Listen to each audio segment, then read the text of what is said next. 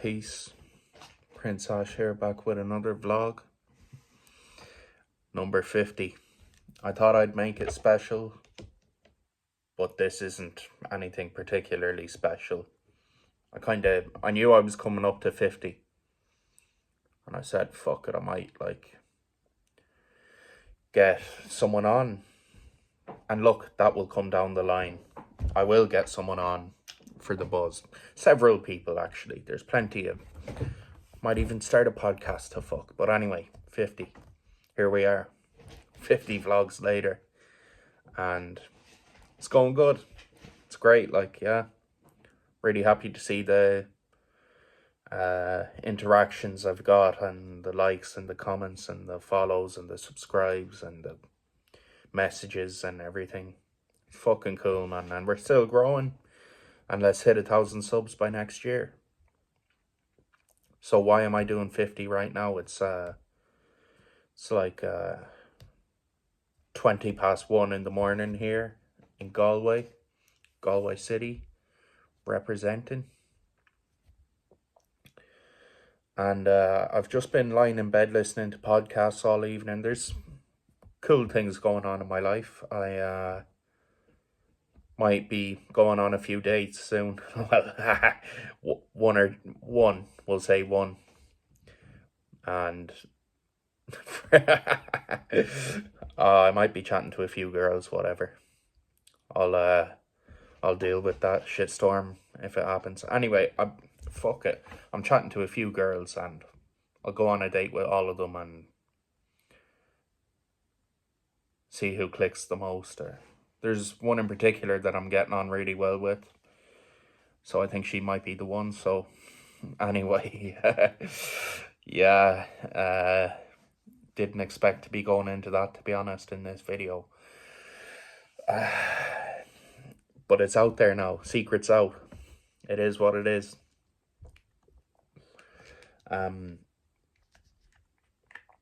Fucking... No. My vape's fucking annoying me now. Yeah, okay.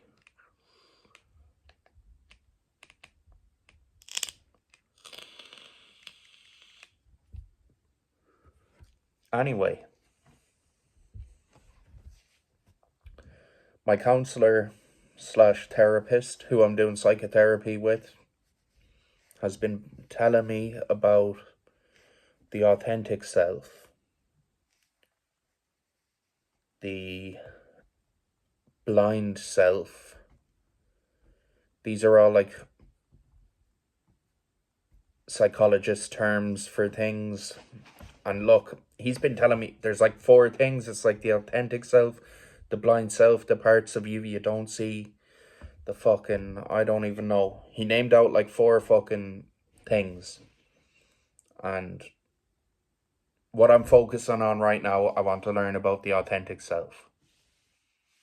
And Blind Boy is always on about it in his podcast, all the different parts of your personality and who you are, and every part of your life, everything taken into context within your life story makes you who you are. So that everything that's happened to me and gone on in my life, it makes me. I know that. Not just my dad died when I was 12 and that's why I'm fucked up. It's everything that's happened on the way. So if you fuck me over, fuck you, man. That shit made me. And you know who you are. I don't have to name no names. And you might be watching, so big up you.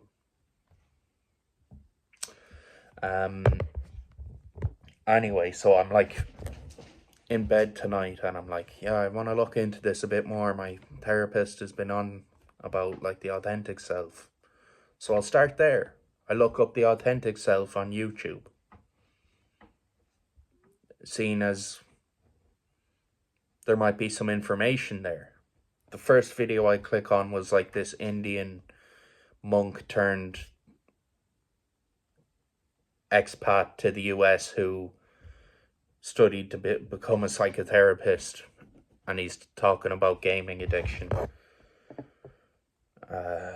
And it was just the most brash, fucking head up his own arse so much that you couldn't hear what he was saying. It was just the most ridiculous bullshit, man. So I said, grand, that's a one-off. Surely there's more about the authentic self. Start scrolling, find another one, a TED Talk. I'm like, yeah, that must be good. The authentic self in the TED Talk. Wasn't as bad as the Indian guy, but it wasn't great either. It was also very brash and head up your own arse type of job. Maybe that's what it takes to be authentic. Maybe I'm doing that right now. I don't know. But I keep scrolling through YouTube and all of a sudden I'm seeing like every caption. Every caption on every video is like, be authentic and you will find happiness. Be the authentic you. Every bit of advice on YouTube is like, be authentic and you'll find who you are and you'll find happiness. And this is what it takes to be happy and to stop playing a character. And fucking got me thinking, like, what the fuck are they on about, man? Like, you can't all be fucking authentic. Like, surely some of them are talking shite, like. And what does it even mean to be authentic? I don't know, man. Maybe I'm fucking losing the plot here with what I'm on about, like. And I'm not saying I'm not authentic. I think I'm fairly authentic anyway. Like, yeah. Depends. I have to put on masks, I suppose, in various parts of my life. Around various people, various people. To change who I am all the time. But I always stay true to me, like.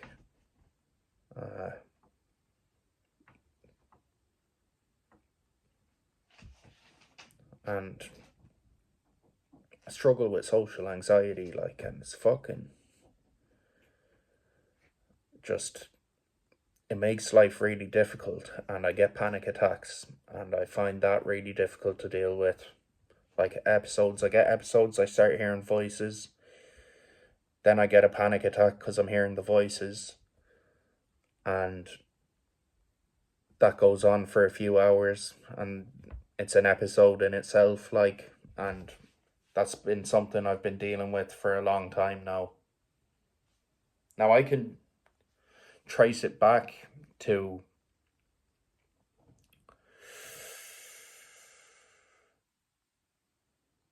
look, what I will say is I was struggling with social anxiety all my life. But one thing that really kicked off the intense panic attacks, first of all, is taking Class A drugs. And that made me really paranoid. And actually weed as well did that to me. Smoking a lot of weed. I'd get those moments where I start getting a panic attack when I'm high, like, and that never used to happen to me. I used to love smoking weed and it did a lot for me, and then it became my enemy. Naturally, that happens to most people, really, to be honest, man. The shit's so strong, like, these days. I say, like, these days. My day, it was always strong. I never knew weak weed. Take it back 20 years ago, it was probably different. So I'll say my day. Right up to the present day, it's still the same shit, man. I haven't smoked in over a year. Actually, coming up to a year. On the 13th of August, I'll be a year sober, so big up me. So anyway, I can trace it back to that, but there was turning points where it became a chronic thing, where it became like where it snowballed into something more extreme. So I went to Reunion Island in 2018-19. I was 18 when I left Ireland, and I went to live on the opposite side of the world in Reunion Island in the Indian Ocean, kind of off, well, east of Africa, French colony. So they spoke French there. They used euros. It was in the European Union, probably as far as away you can get from Europe, but still be in the EU, like. And fuck,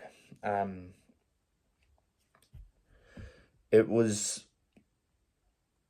shit because I was drinking and drugging all the time.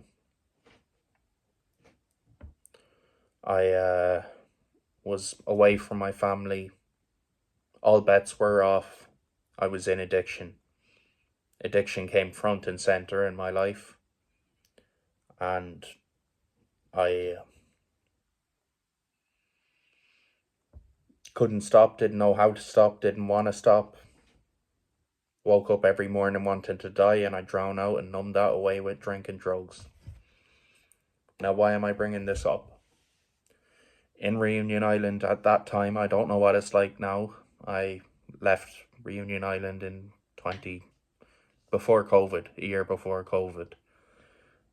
Or, yeah, about a year anyway. Look, the context of the exact dates don't matter, but... So there was an epidemic, a drug epidemic in Reunion Island. And it affected social life very much in the same sense that, like, the fentanyl or crack cocaine epidemic in America kicked off. It just gave me that kind of the aura of the epidemic reminded me of looking at documentaries or seeing it on TV or in movies, much the same way, like, you know. So what was going around was tobacco, chimique, chemical tobacco. What we'd know in Europe as spice. And that was going around on the estates, and a lot of people were smoking it, and a lot of people were kind of spiking other people. They'd say, here, have a drag of this, and you wouldn't know what's in it. And I'll say what happened to me anyway. I'd be hanging around with, not hanging around with, but I'm mixing up my fucking words, but I'd be walking on the street. Next thing they'd be, oh, come over here. And I'd be drinking, so I wouldn't care. And so I'd come over and start chatting to them and shooting the breeze and stuff, and fucking, they'd be like, do you smoke weed? Do you do this? Do you do that? I'd be like, I do this, I do that, I don't do this, I don't do that. This is who I am. And they're like, have a smoke of this. And it would look like a rollie, like a fucking cigarette. And I'd be drunk, so I'd be like, sound.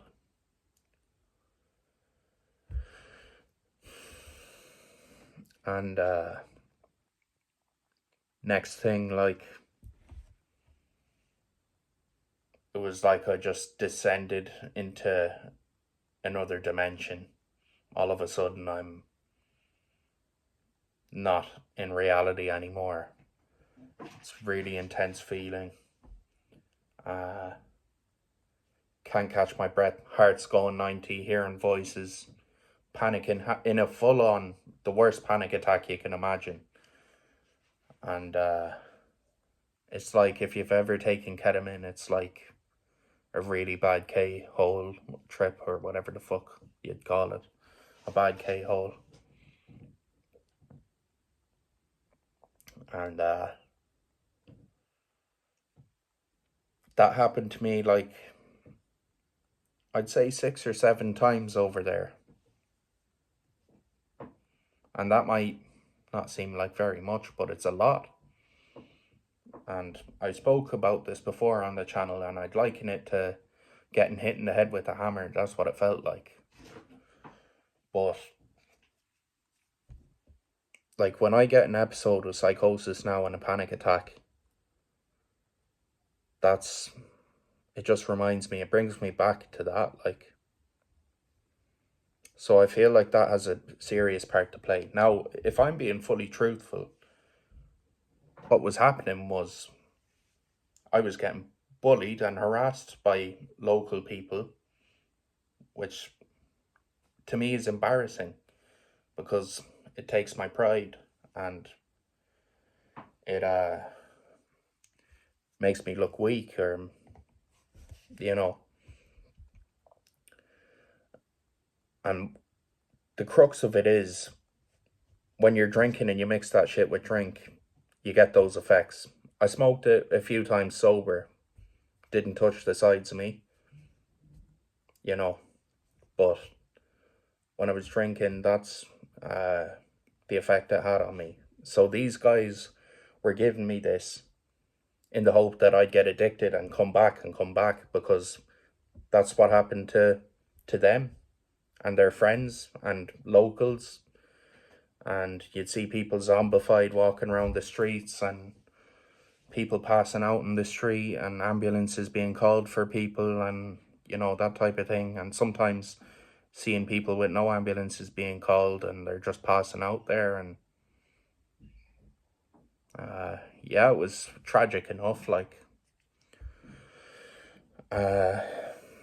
But I feel like that's where my panic attacks like come from. It made me really shook. It affected my mental health a lot, and all the drinking and drugging took its toll on me, like, and made life difficult. And here I am, I'm fucking in recovery nearly a year, as I said, 13th of August. Pencil that into your diaries. I'll be a year sober then.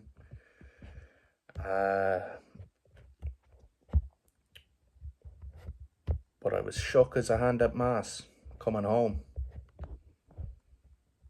Drinking a hell of a lot of rum, and it all went to shit. So that's just rambling on number 50. Don't know whether to keep going. We'll do 20 minutes, seeing as it's number 50.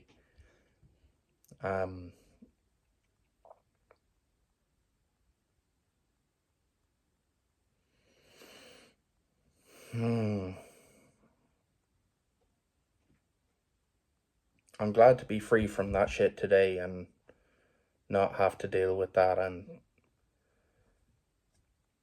I wouldn't say I feel safe because I'm very paranoid, and all of a sudden I start focusing in on myself and start criticizing myself and start beating myself up and putting myself down. Oh, you're a scumbag, you're worthless, no one's ever gonna love you. I was talking about going on a date there, like, and I felt tonight like, oh, the poor girl has to go on a date with you. You're so shit and miserable. You know, that's the type of self-talk that comes up for me. And obviously that's from drugs and drink and psychosis, like, and intrusive thoughts. And I have to snap out of that shit. So that's why I'm searching for happiness. That's why I'm looking up the authentic self, the blind self. What else was there? There was the real self. Fuck it, man. I can't remember. I'm going to have to look this shit up and talk about it when I figure out more about it, because it might be able to help you as well.